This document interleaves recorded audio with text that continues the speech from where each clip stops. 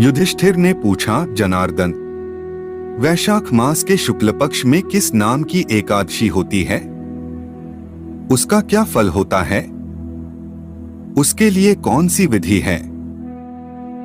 भगवान श्री कृष्ण बोले, धर्मराज, पूर्व काल में परम बुद्धिमान श्री रामचंद्र जी ने महर्षि वशिष्ठ जी से यही बात पूछी थी जिसे आज तुम मुझसे पूछ रहे हो। श्री राम ने कहा, भगवन, जो समस्त पापों का क्षय तथा सब प्रकार के दुखों का निवारण करने वाला व्रतों में उत्तम व्रत हो, उसे मैं सुनना चाहता हूँ। वशिष्ठ जी बोले, श्री राम, तुमने बहुत उत्तम बात पूछी है। मनुष्य तुम्हारा नाम लेने से ही सब पापों से शुद्ध हो जाता है। तथापि लोगों के हित की इच्छा से मैं पवित्रों में पवित्र उत्तम व्रत का वर्णन करूंगा। वैशाख मास के शुक्ल पक्ष में जो एकादशी होती है उसका नाम मोहिनी है। वह सब पापों को हरने वाली और उत्तम है। उसके व्रत के प्रभाव से मनुष्य मोहजाल तथा पातक समूह से छुटकारा पा जाते हैं। सरस्वती नदी के रमणीय तट पर भद्रावती नाम की सुंदर नगरी है। वहां धृतिमान नामक राजा, जो चंद्रवंश में उत्पन्न और सत्य प्रतिज्ञ थे, राज्य करते थे।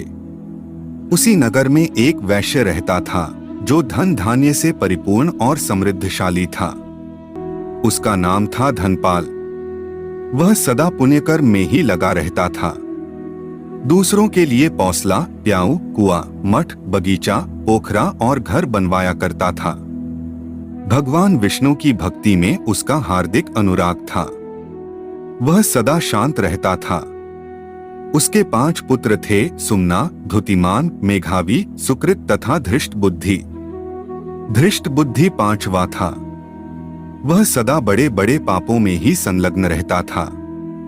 जुए आदि दुर्व्यसनों में उसकी बड़ी आसक्ति थी। वह वेश्याओं से मिलने के लिए लालायित रहता था। उसकी बुद्धि न तो देवताओं के पूजन में लगती थी और न पितरों तथा ब्राह्मणों के सत्कार में। वह दुष्टात्मा अन्याय के मार्ग पर चलकर पिता का धन बर्बाद किया करता था। एक दिन वह वेश्या के गले में बांह डाले चौराहे पर घूमता देखा गया। तब पिता ने उसे घर से निकाल दिया तथा बंधु बांधवों ने भी उसका परित्याग कर दिया।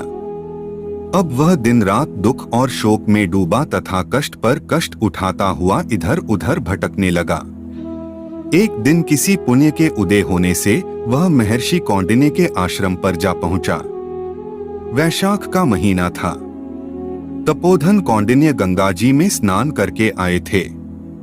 धृष्ट बुद्धि शोक के भार से पीड़ित हो मुनिवर कौंडिन्य के पास गया और हाथ जोड़ सामने खड़ा होकर बोला, ब्राह्मण द्विजश्रेष्ठ, मुझ पर दया करके कोई ऐसा व्रत बताइए जिसके पुण्य के प्रभाव से मेरी मुक्ति हो।